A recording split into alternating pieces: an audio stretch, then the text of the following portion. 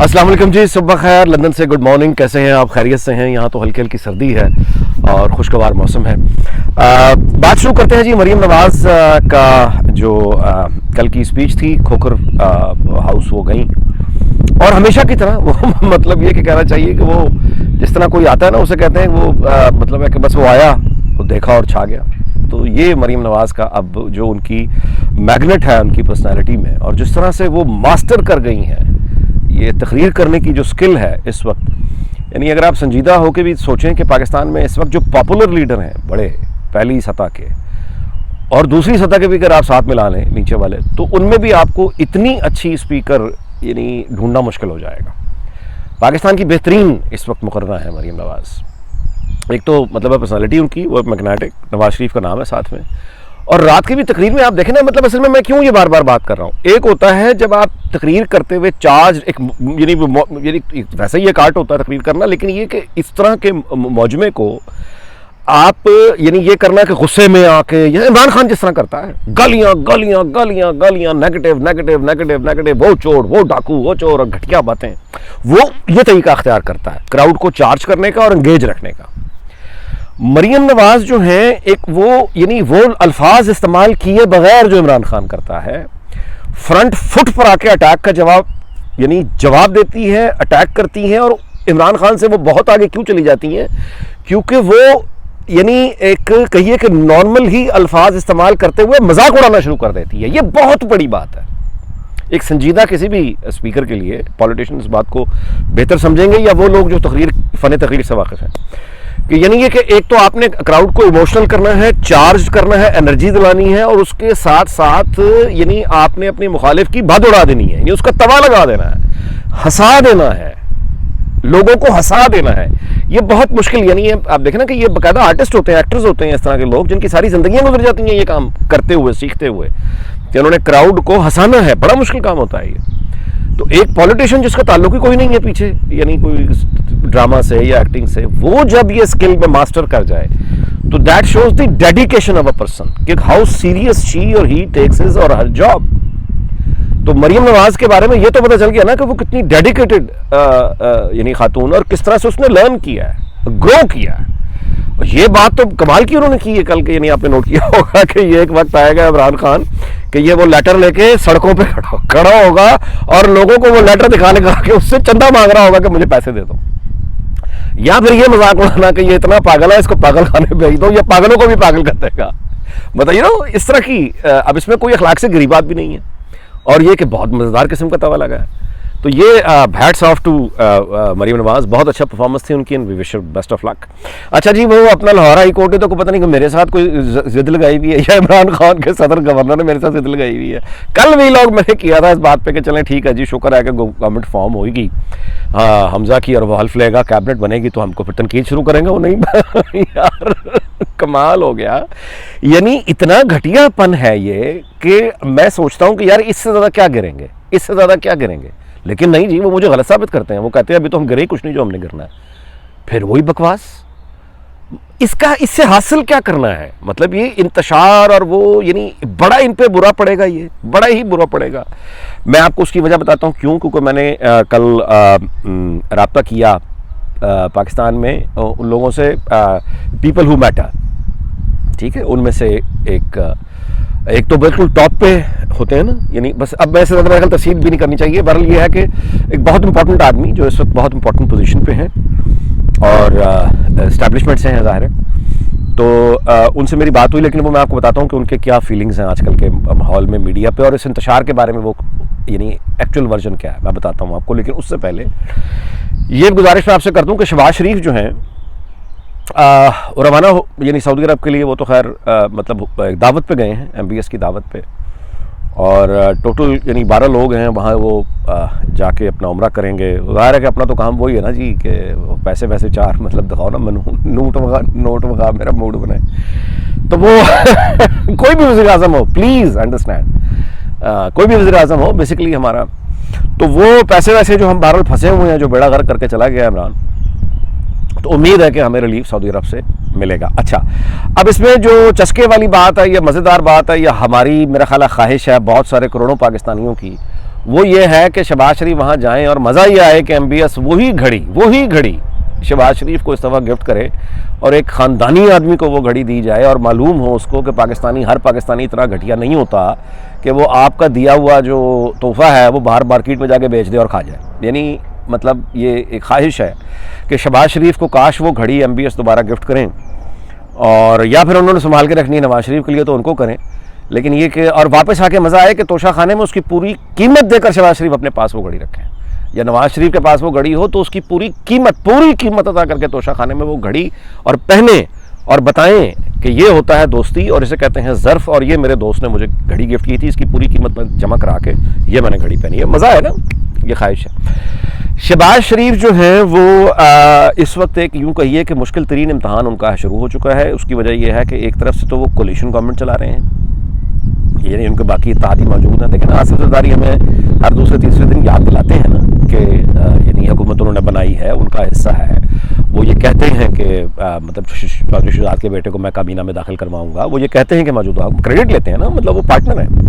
अच्छा, बिलावल भुट्टो के वज़ीर ख़ारजा बनने के बाद तो ज़ाहिर है कि अब उनकी क़यादत कैबिनेट में आ गई है, तो मतलब कि काफ़ी हुकूमत बन रही है ना, ये एक पार्टी की हुकूमत तो नहीं है। तो कोलिशन गवर्नमेंट चलाना वैसे ही इम्तहान का काम होता है, जो शहबाज शरीफ ने पहले किया भी नहीं है।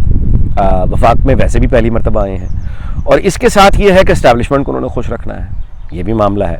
फिर विद इन द PTI यूथिया जो वायरस जहाँ जहाँ गया एडमिनिस्ट्रेशन में, उसको भी उन्होंने ठिकाने लगाना है, मतलब उसको बंदोबस्त करना है। बंदोबस्त से मुराद ये कि वो काम करने में तो तैयार नहीं है, तो फिर ज़ाहिर है कि घर बैठे हैं।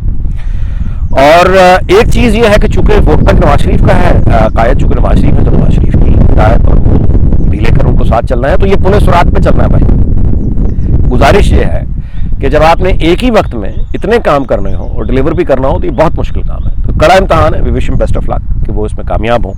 हाँ जी, मेरा राब्ता मैंने ज़ाहिर है फ़ोन किया एक साहब को पाकिस्तान, और मैंने उनसे यही इंतशार की बातें की कि इंतशार है और मतलब इसमें वो क्या सोच रहे हैं, और फ़ौज के अपने अंदर या बाकी इदारों के अंदर किसी एजेंसी के अंदर जो है वो बेचैनी की, और ये क्या है मामला। तो ताज़ा तरीन मैंने कहा जी बताएँ। तो उस पर उन्होंने जो बातें की वो मैं आपको गोशगुजार कर देता हूँ। एक तो ये कि उन्होंने कहा कि यार देखें, ये तो नहीं कहा कि यार देखें, या यार तो नहीं कहा उन्होंने कहा जी देखें कि नहीं, अनीक साहब देखें कि बात यह है कि अफवाहें और सोशल मीडिया का ये जो फैलाव है, हम किस किस को जाकर ये बताएं, किस किस को जाकर हम ये समझाएं कि ये कहना है और ये नहीं कहना। ये मुतलका इदारों का काम है, लेजिस्लेशन होनी चाहिए, लेजिस्लेशन के बाद एक पूरी अथॉरिटी बननी चाहिए, और पूरी अथॉरिटी के साथ जो सोशल मीडिया पे नज़र रख सके, उसके लिए जितनी बड़ी वर्क फोर्स और जितनी बड़ा बजट चाहिए वो अब ज़ाहिर है कि हुकूमत का काम है कि वो उसको डील करें। हम हर एक को तो जाके नहीं कह सकते। तो उसके बाद मैंने कहा जी फ़लाँ कहता है, वो ये मतलब ख़बर आपके वाले से देते हैं, ये होता है। तो उस पर वो कहने लगे देखिए जी बात ये कि अब आपने मुझे कॉल किया तो मैं आपसे बात कर ही रहा हूँ ना। तो इस तरह से ये खुद साख्ता तर्जुमान हैं बहुत सारे बने हुए हमारे। अब वो कहते हैं कि अब ज़ाहिर है किसी से कोई बात हो गई, किसी से कोई महफिल में मुलाकात हो गई, बहुत से लोग ड्यूटी पर आए होते हैं, बहुत सी जगहों पर जाना हमारे फ़राइज़ और ड्यूटी का हिस्सा होता है। वहाँ पे अगर खड़े हुए मतलब है कहीं आजकल अफ्तारी पे, या कहते हैं मैक्सिमम हमारी कोशिश होती है कि हम ना जाएं, मतलब मीडिया के किसी बंदे से बात ना करें, लेकिन अब कोई आ गया है तो क्या मतलब बात करनी पड़ती है। उसमें से अगर कोई खबर वो बना के लगा दे तो मतलब मैंने कहा जी फ़लाँ आपका तर्जुमान वो ये खबरें देता है। वो कहते हैं यार हमारा तर्जुमान सिर्फ ISPR है, हमने जो भी कहना होता है वो हम ISPR से कहलवा देते हैं। उसके बाद बाकी ये जितनी अनऑफिशियल बातें इसमें आप ये कैसे बताएंगे। मैंने कहा जी वो बेचैनी इंतशार, वो कहते हैं कौन सी बेचैनी, कहाँ का इंतशार। हम एक डिसिप्लिन फोर्स हैं, हमारे अंदर ये इंतशार, ये बेचैनी की चीज़ें हमारे यहाँ नहीं होती। वो इंतशार जो जनरली सोचों में है, वो एक इंतशार जो सोसाइटी में है, वो इंतशार जो सियासत में है, वो इंतशार जो आपको वैसे नज़र आता है, यानी गली मोहल्लों में हर जगह, वो उसी इंतशार के अंदर रहते हुए चूँकि आप हमें देखते हैं तो आपको लगता है हम भी इंतशार में हैं। हम कहाँ इंतशार में हैं। इंतशार का मतलब समझें कि इंतशार होता क्या। मतलब ये वो मुझे कह रहे थे कि आपने कौन सा इंतशार देख लिया हमें, हमारे को सलूट पढ़ने बंद हो गए हैं, हमारे कोई यानी मैस के बार को हड़ताल आपने सुन लिया है कि हड़ताल हो गई है, कहीं किसी यूनिट ने हड़ताल कर दी है।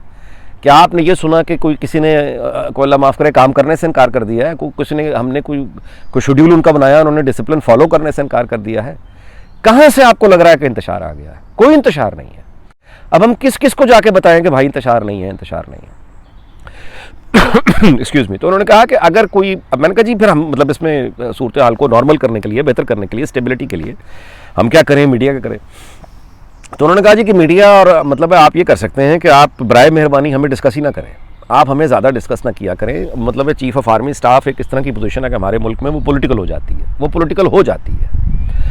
तो ठीक है कि वो वहाँ तक, जब तक वो पॉलिटिकल हो तो आप एक बतौर इदारा मतलब आप लोग डिस्कस करते हैं, लेकिन ये वाली जो बातें आप करते हैं कि फ़ौज के अंदर की खबर मैं ये लेकर आ गया हूँ, ये फलां खबर लेकर आ गया हूँ और वहाँ इत्तेहाद हो गया है और ये फैसले हो गए हैं, तो इस तरह की बातों से वो कहते हैं कि हमारे डिसिप्लिन को कोई फ़र्क नहीं पड़ता, बट वी लाफ।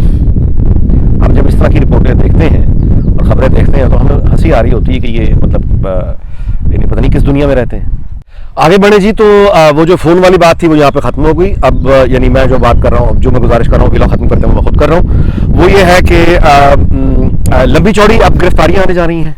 रमज़ान का इंतज़ार हो रहा था, ईद का इंतज़ार हो रहा था। दूसरा ये कि वो जो गम ताज़ा ताज़ा लगे हुए थे उसको वो मज़ीद बेचैनी इंतशार, एकदम अगर गिरफ्तारियाँ होती और वो जो आमतौर पर रवायती तरीका है सबको पकड़ के हवालात में डाल दो, ये वो अगर ये किया जाता तो उससे बेचैनी जो है वो फसाद इंतशार का ख़तरा था, ऊपर से रमज़ान का ख्याल था। तो ठीक है, अब रोज़े माशाल्लाह मतलब रमज़ान अपने अख्ताम को है, ईद आने वाली है, तो बस उसके बाद एक राउंड अप होने वाला। शहबाज गिल भाग गया फैमिली के साथ भागा है और ये कह के भागा है कि जी मैं आ जाऊँगा, निजी काम से जा रहा हूँ। नहीं आएगा। गिरफ्तारियाँ पीछे दबा के शुरू होनी है। केसेस अगर मुझे पता है तो शहबाज गिल को नहीं पता। तो ठीक है, अब पीटीआई जो इनका दावा है इमरान खान का, मेरे इनकलाबियों, मेरे जुनूनियों, मेरे इनकलाबियों, मेरे जुनूनियों, अब डंडे आ रहे हैं, मार पड़ेगी तो पता चल जाएगा। अब या तो ये कुंदन होकर निकलो ना, फिर अब अगर अपने आप को समझते हो कि सोना हो, गोल्ड हो, तो अब मार पड़ रही है, भट्टी में जाओ और कुंदन बन के निकल आओ, पता चल जाएगा कितने पानी में हो। और ख़ासतौर पे ओवरसीज़, इनको भी ज़रा जूतियों को सुकून मिले जब ये डंडे पड़ते हुए देखेंगे। और मैं आपसे गुजारिश करूँ कि ये इतने ये नहीं शुरलियाँ पड़ल पड़ल पड़ल पड़ल पड़ल पड़ल, ये जो उछल उछल के हाइड पार्क में जाके यहाँ शुरलियाँ पड़ल पड़ल, ये जाए वापस, इनको एक डंडे वाला सामने आ जाए ना, कांस्टेबल, इनकी जमहूरियत, इनकी आज़ादियाँ, ये इंग्लैंड में बैठ के ये मोटे हुए हैं ना, यहाँ की आदि हुए हैं यहाँ के, यहाँ पे इनको जमहूरियत चाहिए, वहाँ पे इनको डंडे वाला मसीहा चाहिए। इनके सामने एक कांस्टेबल खड़े हो जाए, इनकी दौड़े देखें फिर। ये मतलब इनको हवालात तो बड़ी दूर की बात है, ये पुलिस स्टेशन जाते जाते इनको रास्ते में हार्ट अटैक हो जाएगा। मैं इन्होंने क्या, मेरा मतलब कहने का ये बात, दूसरों को कहेंगे तुम मत हो। चले बहरहाल अल्लाह खैर करे जी और बेहतर हालात आए सबके लिए। तो अल्लाह ताला पाकिस्तान को शाद आबाद रखे, पाकिस्तान के सारे हमसायों को, दुनिया को, बरतानिया, अमेरिका, यूरोप सब आबाद रहें। आपसे अगले व्लॉग में इंशाल्लाह मुलाकात होगी। सर्दी भी काफ़ी हो रही है, मैं भी ज़रा भागूँ, इंशाल्लाह फिर मुलाकात होती है। अल्लाह हाफ़िज़।